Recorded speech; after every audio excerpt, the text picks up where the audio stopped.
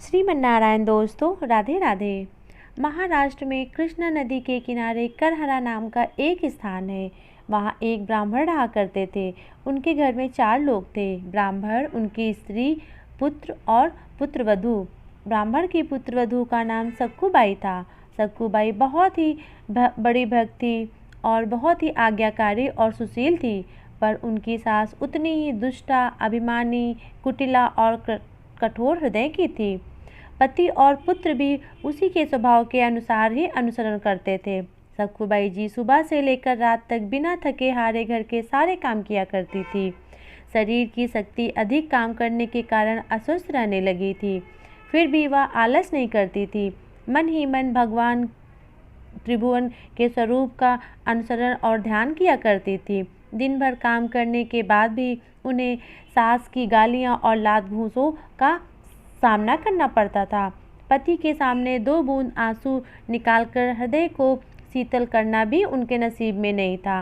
कभी कभार तो बिना कसूर के ही उन्हें गाली गलौज की बौछार हो जाती थी। उनके हृदय में सूल की तरह चुभती थी, परंतु अपने कोमल स्वभाव के कारण सब भूल जाती। इतना होने पर भी वो भगवान का आशीर्वाद समझकर प्रसन्न रहती थी। एक दिन उनकी पड़ोसन ने ऐसी दशा देखकर कहा, क्यों, तुम्हारे मैके में कोई नहीं है क्या जो तेरी सूत और खोज खबर ले सके? उसने कहा, मेरा मैका पंढरपुर है और मेरे माँ बाप रुक्मिणी और कृष्ण हैं। एक दिन वे अपने पास बुलाकर मेरा दुख अवश्य दूर करेंगे। सक्कूबाई जी के घर के काम खत्म कर कृष्णा नदी में पानी भरने गई। तभी उन्होंने देखा कि भक्तों का दल भगवान कीर्तन करते हुए पंढरपुर जा रहा है।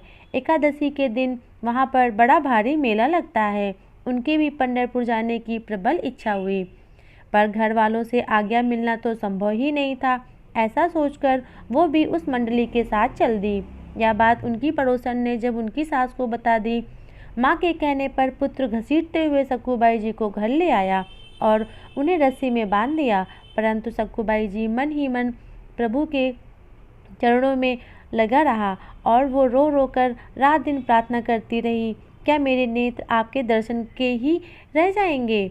हे नाथ, मुझ पर कृपा करो। मैं तो तुम्हारे चरणों में बंध जाना चाहती हूँ, परंतु बीच में ये कौन सा बंधन आ गया है? मुझे मरने का भी डर नहीं, पर सिर्फ एक बार आपके दर्शन की इच्छा है। मेरे तो माँ बाप, भाई बहन, इष्ट मित्र सब कुछ आप ही हो। मैं भली हूँ, बुरी भी हूँ, जैसी भी हूँ आपकी हूँ। सच्ची पुकार तो भगवान भी सुन लेते हैं। सक्कूबाई जी की पुकार को सुनकर भगवान एक स्त्री का रूप धारण करके आए और उनके पास आकर बोले, मैं तेरी जगह बन जाऊंगी, तू चिंता मत कर। इतना कहकर उन्होंने सक्कूबाई जी के बंधन खोल दिए और उन्हें पंढरपुर पहुंचा दिया। उधर सक्कूबाई जी सास ससुर की रोज उनके पास आते और खूब खरी खोटी सुनाया करते और सक्कूबाई का रूप लिए भगवान वहाँ बैठे सब कुछ सह जाते। जिनकी नाम सुमिरन मात्र से माया के बंधन छूट जाते हैं, वे भक्त के लिए सारे बंधन स्वीकार कर लेते हैं। आज सक्कूबाई बिना भगवान को 2 हफ्ते हो गए और उनकी ऐसी दशा देखकर पति का हृदय पसीज गया। उसने सक्कूबाई जी से क्षमा मांगी और स्नान कर भोजन के लिए कहा। आज प्रभु के हाथ का भोजन पाकर सबके पाप धुल गए। उधर सक्कूबाई जी यह भूल गई कि उनकी जगह दूसरी स्त्री बंदी है। उसका मन तो वहाँ ऐसा लगा कि उन्होंने प्रतिज्ञा की, शरीर में जब तक प्राण है वह पंढरपुर में ही रहेगी। प्रभु के ध्यान में इतना खो गई कि वह जमीन पर गिर गई और बेहोश हो गई। तो लोगों ने उसका अंतिम संस्कार भी वहीं पे कर दिया, क्योंकि लोगों को लगा था कि वह मर गई है। अब माता रुक्मिणी को चिंता हुई कि मेरे स्वामी तो सक्कूबाई की जगह प्रभु वहाँ पे बैठे हुए हैं। उन्होंने शमशान पहुंचकर सक्कूबाई जी की अस्थियों को एकत्रित किया और उसे जीवन दान दिया और उसको सब पुराना स्मरण कराया और उसको उसके घर जाने की आज्ञा दी। घर पर पहुंचकर वह स्त्री बने प्रभु से बोली और उनसे क्षमा मांगने लगी। जब वह घर पहुंची तो सास ससुर के स्वभाव में परिवर्तन देखकर बड़ा आश्चर्य हुआ। दूसरे दिन ब्राह्मण सक्कूबाई के मरने का समाचार सुनाने के लिए सक्कूबाई के घर आ पहुंचा और वहां सक्कूबाई जी को काम करते देखकर उसे बड़ी हैरानी हुई।